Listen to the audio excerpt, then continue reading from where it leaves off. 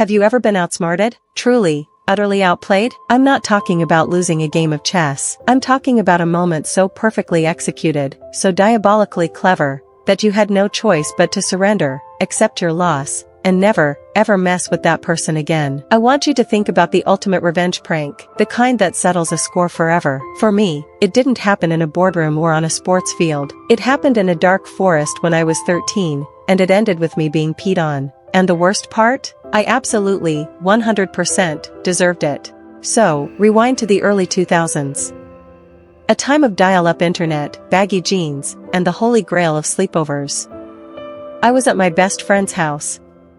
There was me, my friend, let's call him Jake, our other buddy, and Jake's little brother. Now, his little brother was 9. And if you remember anything about being a 13-year-old boy, you'll know we were, to put it politely, total assholes. We were hormonal, we thought we were the coolest people on planet Earth, and a 9-year-old was the absolute antithesis of cool. We didn't beat him up or anything, but we were masters of psychological warfare. We teased him.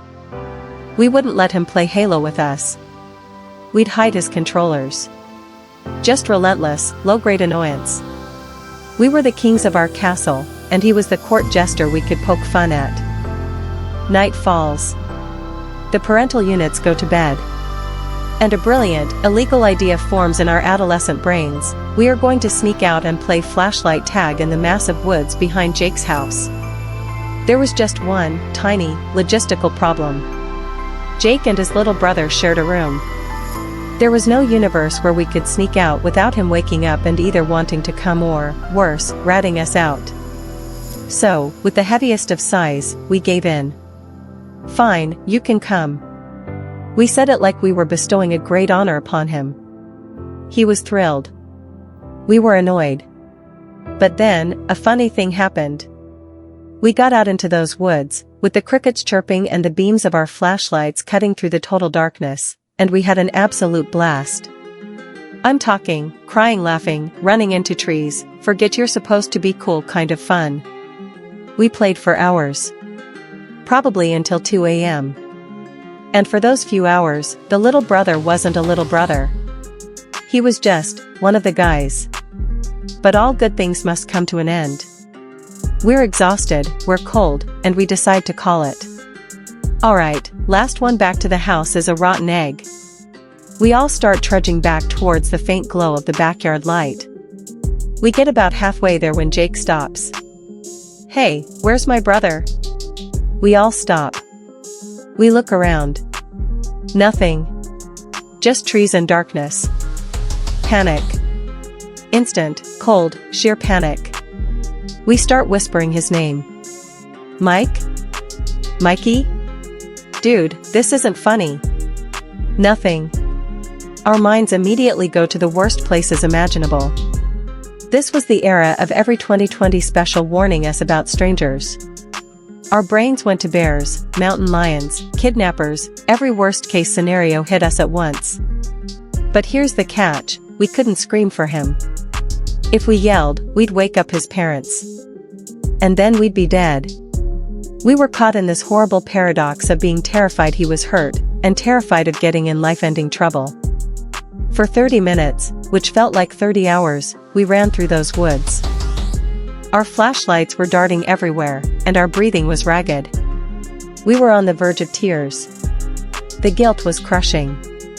We were horrible to him all day, and now we lost him in the woods. We were the worst human beings on the planet.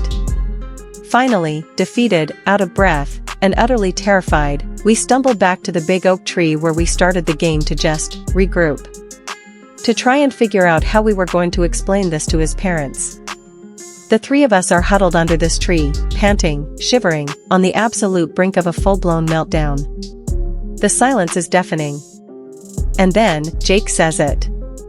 In a quiet, confused voice. Hey guys, is it raining? We pause. And we feel it. A light, warm, spray, misting down on our heads and shoulders. And then we hear it. We freeze. Our brains, soaked in adrenaline and fear, couldn't compute it. We slowly, in unison, look up. And there he is. perched on a thick branch like a demonic little squirrel, pants down, with the biggest, most triumphant grin on his face. He wasn't missing. He wasn't kidnapped. He wasn't eaten by a bear.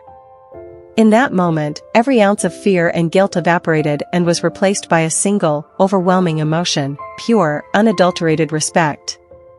The planning. The patience. The sheer audacity. He gave us the scare of our lives, made us feel the worst guilt imaginable, and then literally marked his territory on us to assert his dominance. It was the greatest power move I have ever witnessed, before or since. We helped him down from the tree. Not a single word was said about it. We sneaked back into the house, cleaned up, and went to bed. And from that day forward, we never, ever teased him again. How could we? He had won. Not just the game, but the war. He had achieved total and complete victory with one brilliantly executed maneuver. So, the lesson here? Don't underestimate the quiet ones. Don't pick on the little brother. Because they are patient, they are clever, and they will wait for the perfect moment to get their revenge, and it might just rain down on you from above. But I want to hear from you guys. Have you ever been on either side of a revenge prank this good? What's the most clever, diabolical, or hilarious way you or someone you know has gotten even? Drop your stories in the comments below. I absolutely want to read them. If you enjoyed this story of ultimate vengeance, hit that like button, it really helps the channel. And if you want more stories about stupid childhood antics and the lessons we learned the hard way, subscribe and ring that bell so you don't miss the next one. Thanks for watching. Stay out of the woods. And be nice to your little siblings.